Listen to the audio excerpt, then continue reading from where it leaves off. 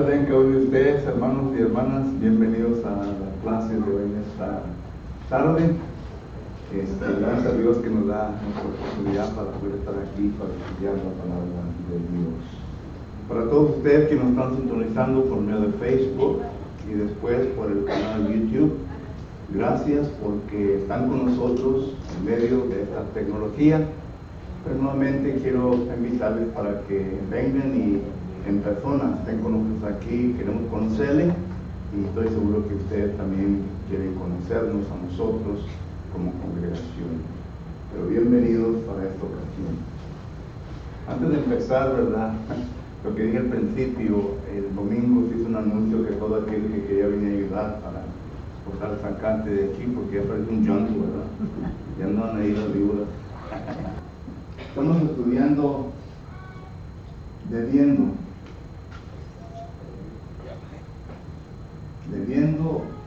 de ser ya maestro. Debiendo ser ya maestro. Okay. Ahí está mi secretaria. Debiendo ya. No, debiendo ser. ¿Cómo ser? Ya maestro. Sorry. Excuse me. Ok, estamos viendo, estamos ahorita en la preparación.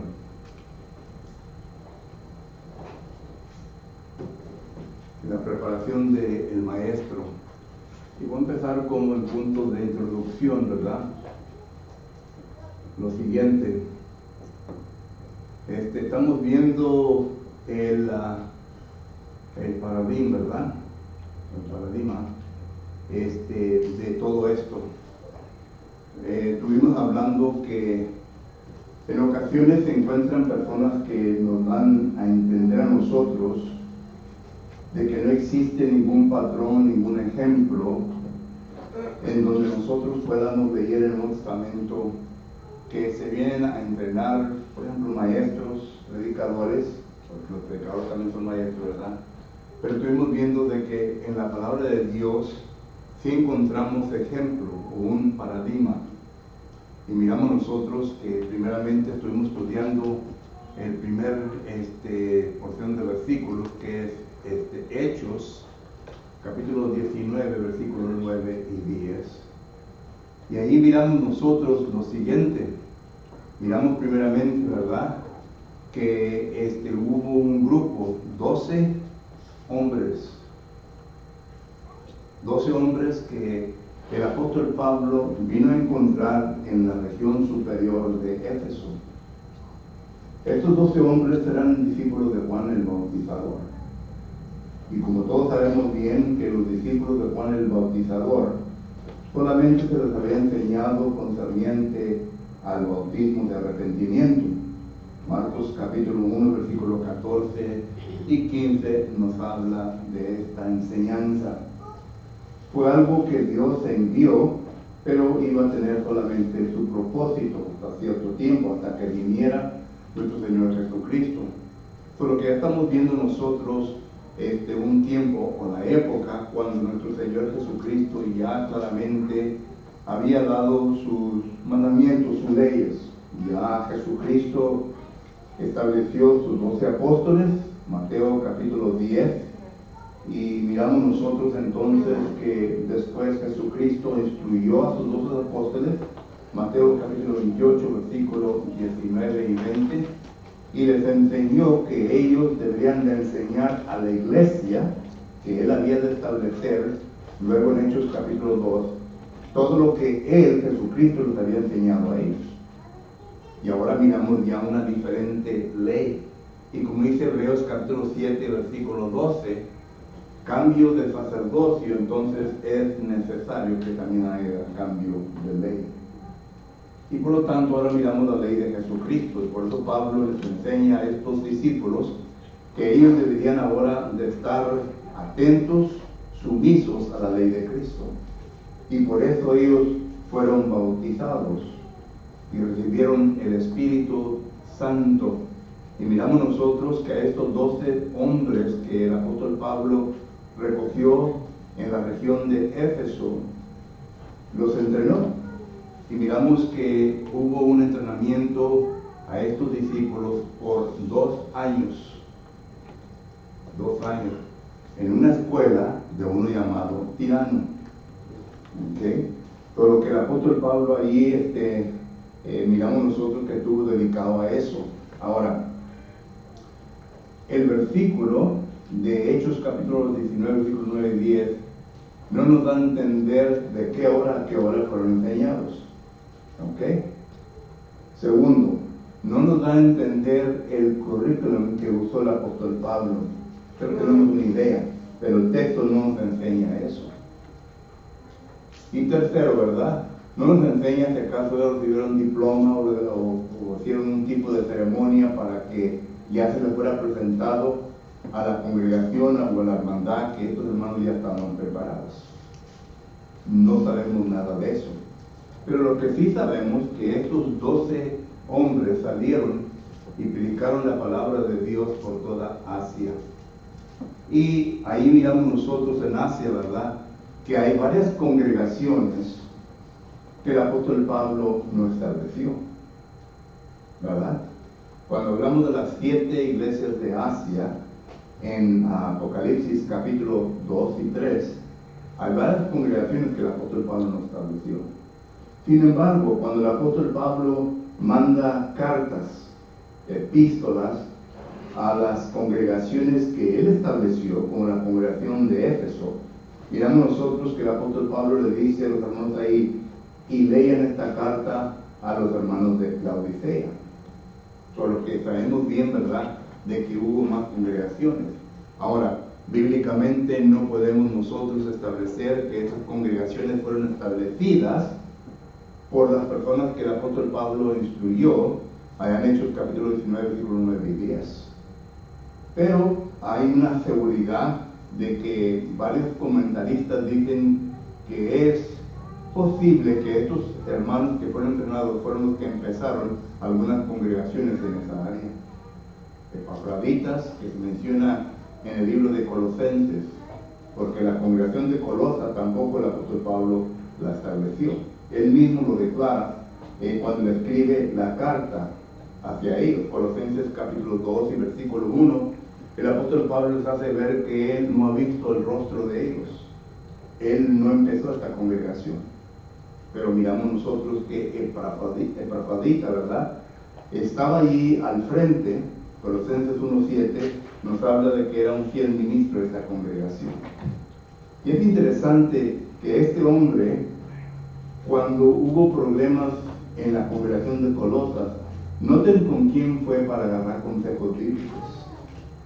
Fue con el apóstol Pablo. Y el apóstol Pablo estaba encarcelado en Roma en ese tiempo.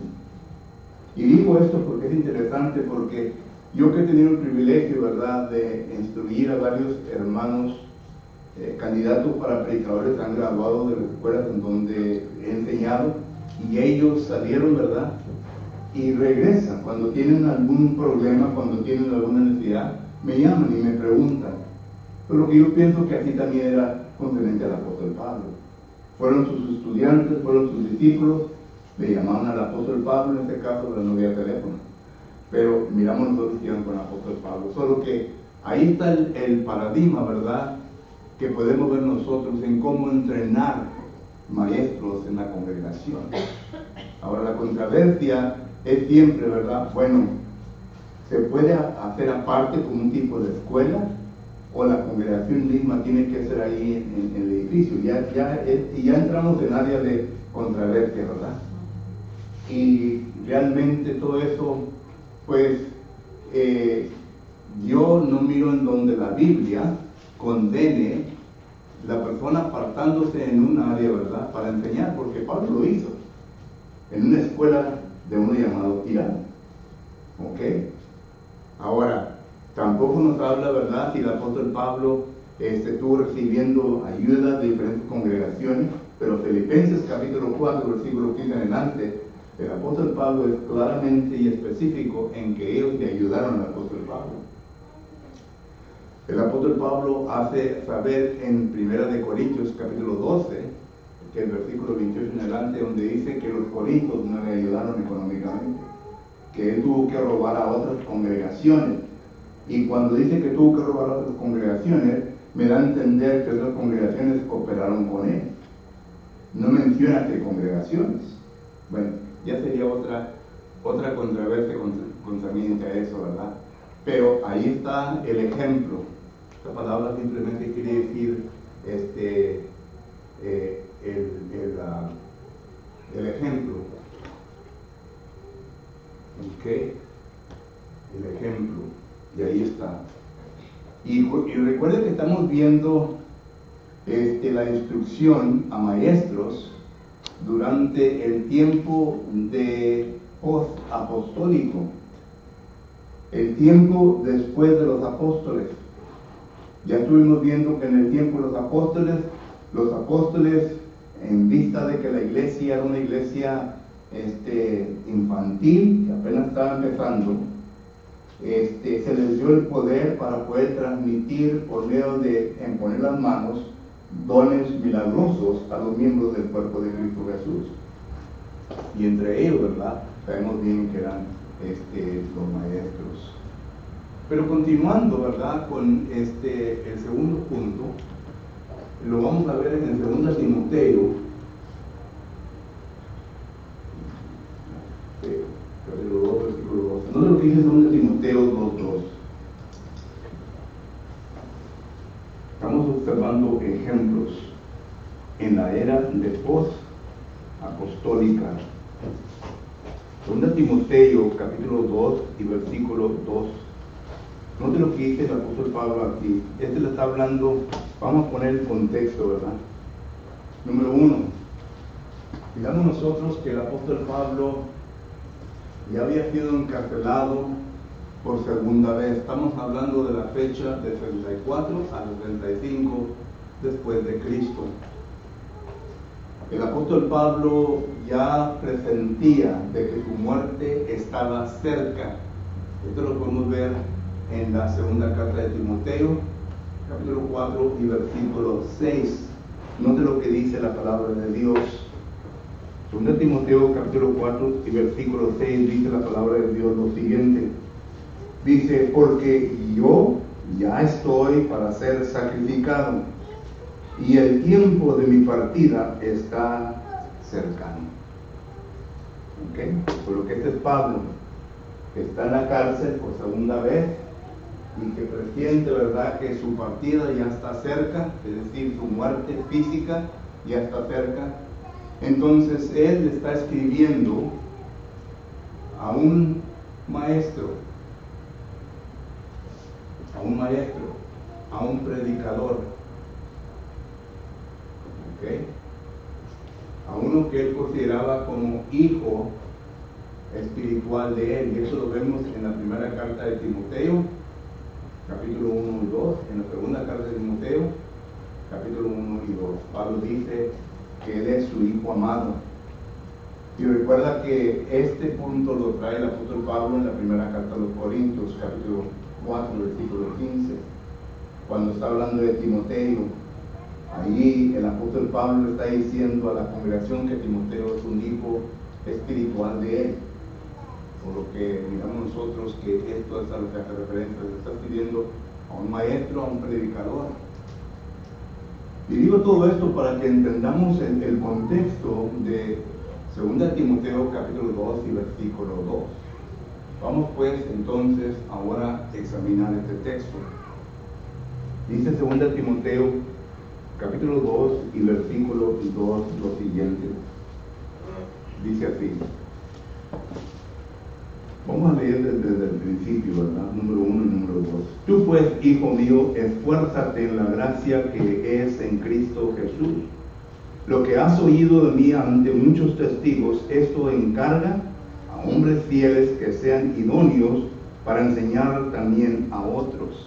Aquí nuevamente está otro paradigma, es decir, un ejemplo de cómo iban a ser las cosas en la época del post-apostólica.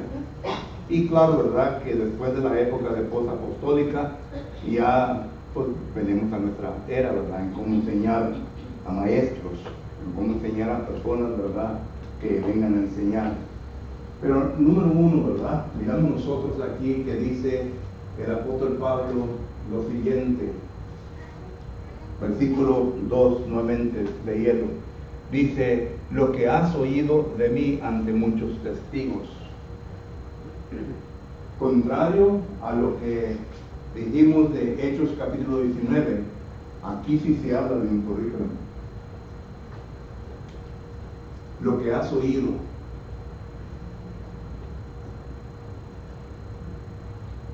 Lo que has oído.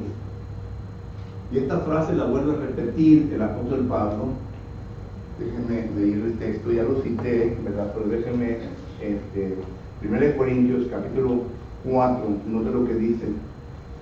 1 Corintios capítulo 4, dice así, versículo 17. 1 Corintios capítulo 4, versículo 17 dice, el apóstol Pablo hablando de Timoteo, dice, por esto mismo os he enviado a Timoteo, que es mi hijo amado y fiel en el Señor, el cual os recordará mi proceder en Cristo, de la manera que enseño en todas partes y en todas las iglesias.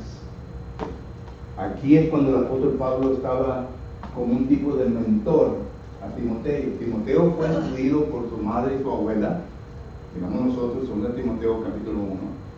Pero el apóstol Pablo de ahí empezó a enseñarle a él, fue su mentor, y Timoteo escuchó lo que el apóstol Pablo no solamente le enseñaba a él, sino que a todas las iglesias. Y claro, ¿verdad? Que esto lo podemos nosotros ver que cuando dice Hechos, capítulo 20, versículo 27, porque no he rehusado en anunciar que todo el consejo de Dios. Pablo no enseñaba su propia opinión, y hubo casos cuando el apóstol Pablo expresó su propia opinión, pero él dice, este es mi opinión, no es del Señor, ¿ok? Pero por la mayor de la parte, ¿verdad? Pablo enseñó la doctrina, la sana doctrina, solo que, y claro, ¿verdad? Que esto lo podemos comparar con 1 Timoteo, capítulo 1, versículo 10, y también 2 Timoteo, capítulo 1 y versículo 13. Noten la frase que se usa ahí, sana doctrina. Sana doctrina. ¿Sabían ustedes que la frase sana doctrina se encuentra únicamente en las epístolas o cartas que el apóstol Pablo escribe a Timoteo y a Tito, que son predicadores? ¿Saben ustedes? Solamente se encuentran 6 veces esta frase, y las 6 veces las encontramos en la epístola de Timoteo, que Pablo escribe a Timoteo y a Tito. Tito capítulo 2 y versículo 1 dice, tú pues predica y enseña la sana doctrina. ¿Quién? A la iglesia. Pero lo que miramos nosotros que ya estamos viendo en el ejemplo, ¿verdad? Que lo que se debe de enseñar es un currículum que tiene que ver con la Biblia. Todos los libros, de Génesis hasta Apocalipsis, para que el maestro tenga un concepto, una perspectiva, un panorama de toda la Biblia, para que pueda entender. Recuerden que la palabra maestro, didáscolos, quiere decir una persona capacitada, una persona que pueda con confianza enseñar la palabra de Dios. Y una persona que no tenga la confianza de enseñar la palabra de Dios es que desconoce muchas cosas de la Biblia. Desconoce. No importa quién se le presente, un maestro que esté bien capacitado, va a poder contestar y va a poder enseñar lo que tenga que enseñar en ese momento, porque está capacitado. Instruye a hombres, y a hombres para que ellos también tengan acceso a lo que miramos nosotros, el currículum ya, que es la palabra de Dios, la sana doctrina. Pero nota lo que dice después el apóstol Pablo. En 2 Timoteo, regresamos a 2 Timoteo capítulo 2 y versículo 2. Dice, tú pues enseña oído de mí ante muchos testigos. Enseña esto, encarga a hombres fieles. Estoy hablando, ¿verdad? A hombres fieles.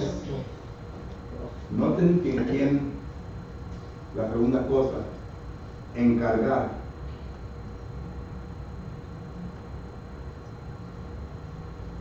La palabra encargar ahí quiere decir que sea bien colocado en la mente. Encarga. En otras palabras, esté seguro de que lo que estás enseñando se le esté quedando a la persona, que no solamente le esté pasando por arriba y que no haya nada en que que dé evidencia de que ha sido educado. Esto es lo que enfatiza la palabra encargar. Número 3, dice a hombres. Y es interesante aquí, ¿verdad? La palabra hombres, antropos. Es una palabra que se refiere usualmente al hombre. Se usa, pero es una palabra, ¿verdad?, que todo depende en el contexto. Porque esta palabra no solamente se usa para hombres únicamente, sino que también se usa para mujeres. Se puede usar para ambos. Y en este caso de aquí, ¿verdad?, yo le someto a usted, ¿verdad?, que se está usando generalmente y se refiere también a las mujeres. Y vuelvo a repetir, las mujeres maestras solamente pueden enseñar en su área designada. Eso no quiere decir que la mujer tiene el privilegio de subirse al púlpito y enseñar, o pararse detrás de la del Señor y enseñar. Únicamente en sus áreas que el Señor le permite a la mujer que pueda enseñar. ¿Ok? Y no vamos a entrar a ese tema porque ya todos lo conocemos. Pero la palabra hombre se refiere, ¿verdad?, generalmente al hombre y a la mujer. Déjenme acordarme de un texto en donde posiblemente, Mateo capítulo 19. Noten, Mateo capítulo 19. A ver si es el texto que ando buscando. Mateo capítulo 19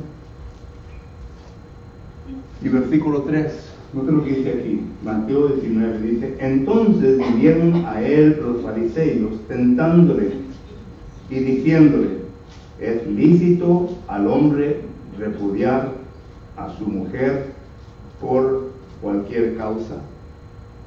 Ahí hace distinción de los dos, el hombre y la mujer, y se usa la misma palabra griega que estamos usando en la segunda carta a los segunda carta a Timoteo. Hay otro pasaje, déjenme ver, Mateo capítulo 5.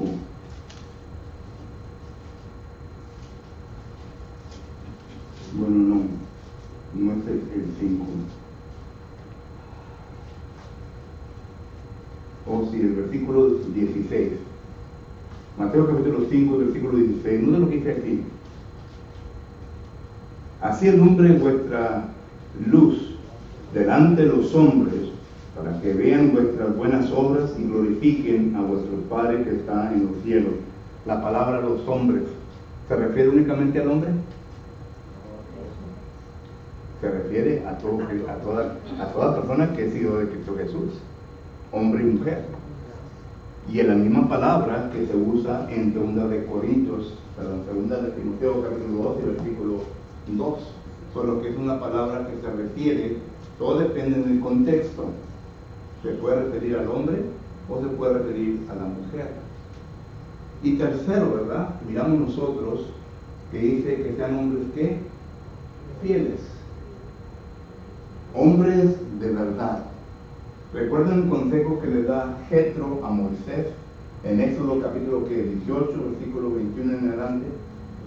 Que él escogiera hombres ¿qué? De verdad. Es lo que quiere decir.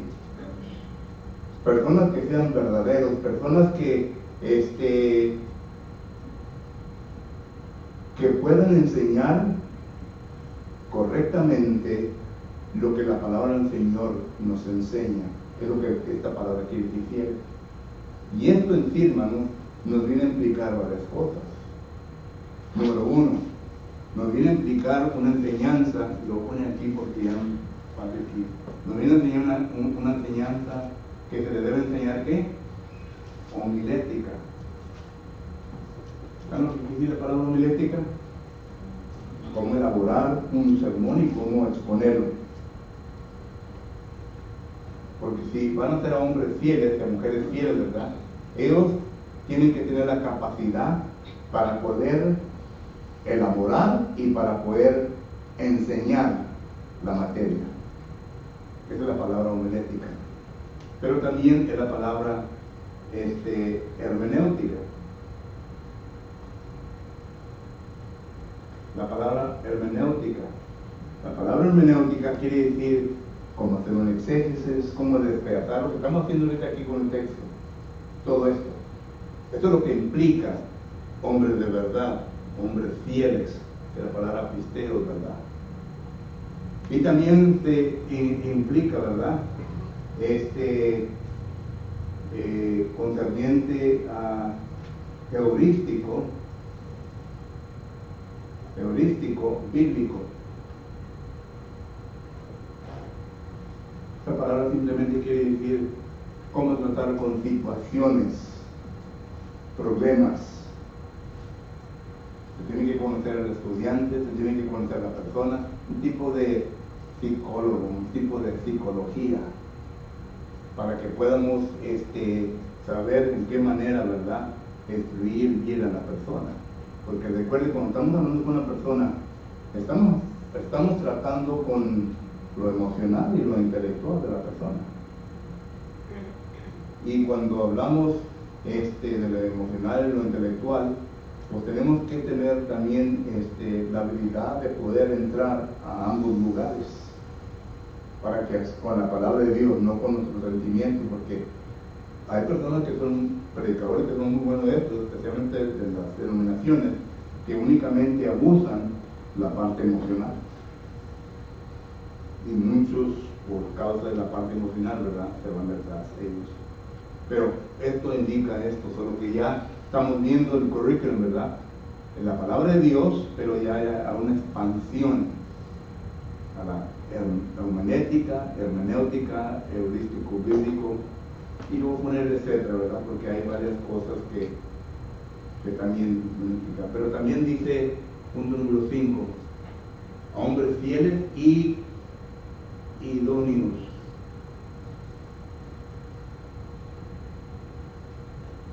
Y esta palabra simplemente quiere decir a hombres que han alcanzado su fin. Ahora, ¿cuál es el fin de nosotros los cristianos? Efesios capítulo 4, versículo 13. De llegar a la estatura de ¿qué? De Cristo. Llegar a ser unos hombres maduros. Dejar de ser niños. En otras palabras, no a cualquier persona se le va a instruir como maestro. Necesitan que tener una persona que sea madura, una persona que pueda recibir todo y que pueda administrar todo lo que está recibiendo. Hombres de confianza, ¿verdad? Así Hombres es. capaces, Así es. enseñar su trabajo. Sí. Eso es. O sea que sean responsables, ¿verdad? Pero que esto es lo que el texto está enseñando. Vuelvo a repetir, 2 Timoteo capítulo 2 y versículo 2 dice la palabra de Dios lo siguiente. Dice, lo que has oído de mí ante muchos testigos, esa es la sana doctrina.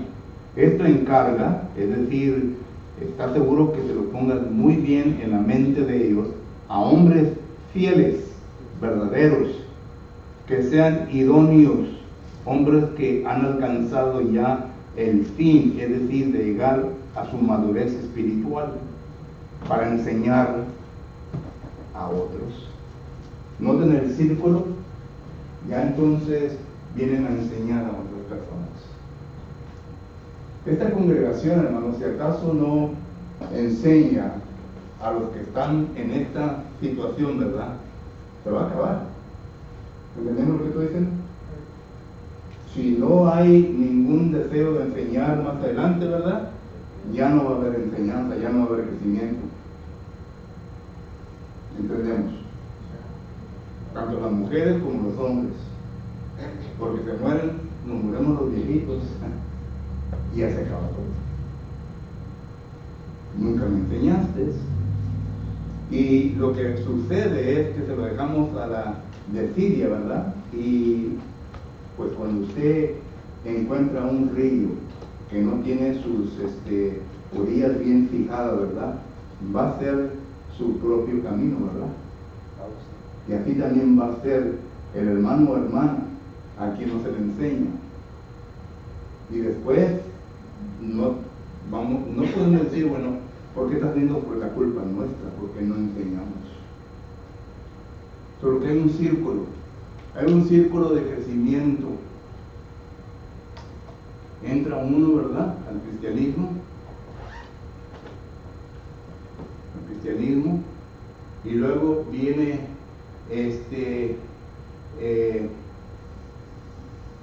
los rudimentos, ¿verdad? Ok, por eso es muy importante una clase recién convertido, los rudimentos, y luego viene que el entrenamiento. Ok, viene el entrenamiento. Esto es la escuela, lo que estamos hablando. Y luego viene, ¿verdad?, lo que se le nombra la multiplicación. Porque ya estos son los que van a salir a enseñar.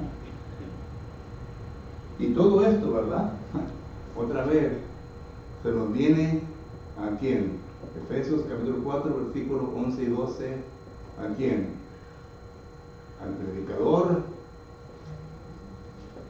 a los pastores, que son los ancianos, y al maestro. Si yo no hago mi trabajo, si los ancianos no hacen su trabajo, si el maestro no hace su trabajo, esta conversación se acaba. O va a cambiar diferente.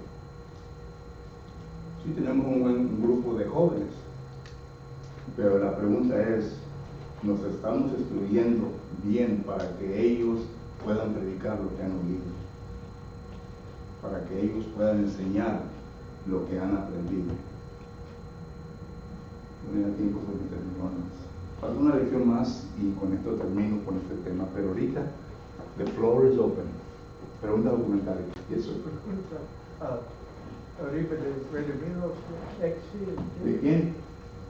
Estos son mis manchicos cristianos, rudimentos, ¿verdad? Y luego entrenamiento y luego la multiplicación. Entrenamiento. Ahora, la congregación puede ser un tipo de escuela. Los maestros, bueno, son el predicador, los pastores, los ancianos y los maestros, ¿verdad? Se pueden enseñar, pero se tiene que seguir un currículum. Últimamente estoy trabajando con una congregación de Dallas. Los hermanos me están viendo, bueno, pues aquí va de parte de ustedes, ¿no? Y estoy enseñando a los ancianos, estoy instruyendo cada vez que voy para allá, les enseño, ¿verdad? De que debe de haber un sistema sistemático de enseñanza. Ellos están trabajando, porque en este momento no tienen predicador. Y claro que me han echado el gancho varias veces, pero le digo lo así. Pero no tienen predicador, y yo les digo, ¿verdad?, que pueden ir haciendo lo que están haciendo, pero se necesita un currículum para que sistemáticamente se pueda predicar. Digo, los ancianos, ustedes tienen que desarrollar lo que se va a predicar durante el mes y darles temas a estos hermanos, no que los hermanos los levanten y yo aplique. Estos hermanos que están empezando, empiezan, ¿verdad?, que de la iglesia o que debe hacer algo, y a esas cosas, ¿verdad?, son bien, pero uno tiene que elevar, tiene que levantarse, tiene que salir de eso. Tiene que haber un punto fijo, ¿verdad?, para que sigan y lleguen al punto. No nomás, ok, yo voy a predicar sobre esto y esto. No hay ninguna unidad en pensamiento. Y esto es lo que se refiere al primer punto, lo que has oído de mí. Yo estoy seguro que el apóstol Pablo tenía en su mente, ¿verdad?, un sistema sistemáticamente en cómo enseñaba las congregaciones. No creo que nomás levantaba sus pérgamos, ¿verdad? Y comenzaba a predicar. Por lo que eso es el propósito. Sí, aquí se reunió con los discípulos, ¿verdad? Al principio el apóstol Pablo andaba, como se llama en inglés, evangelistic mode, porque la iglesia apenas estaba empezando y se estaba tratando de evangelizar. Pero luego llegó al punto ya que todos los que habían sido bautizados, ya como dice el capítulo 14, versículo 22, dice, y confirmaba los ánimos de los hermanos. Esa palabra o frase, confirmar los ánimos de los hermanos, quiere decir que ya era un poquito más de carne, era un estudio más profundo para lograr alcanzar el objetivo de establecer un gobierno bíblico. ¿Me entiendes? Porque no siempre iba a estar el apóstol Pablo ahí con ellos. Pablo no se quedó como predicador en ninguna congregación, sino que la estableció, la instruyó y le dio una forma para que siguieran, y luego él se fue de ahí. Y cada en cuando había problemas y mandaba a Tito, mandaba a Timoteo, a toda la caravana que andaba con él, que dice Hechos capítulo 20, versículo 4. Ese es el trabajo del apóstol Pablo. Y esto debe ser el trabajo de los líderes de la congregación. Fortalecía a la congregación. Sí. ¿No se acuerdan ustedes? Ya ni me acuerdo cómo se llamaba la vista. Y sale este señor, ¿verdad? Tenía a un asistente que concerniente a la ley de Moisés era irreprensible, es decir, que él sabía bien la ley de Moisés, pero todo eso se le tuvo que quitar de la mente, y el Espíritu Santo se lo quitó, es decir, como que limpió la computadora y le dio un reboot, ¿verdad? Pero con la información nueva. Lo reprogramó.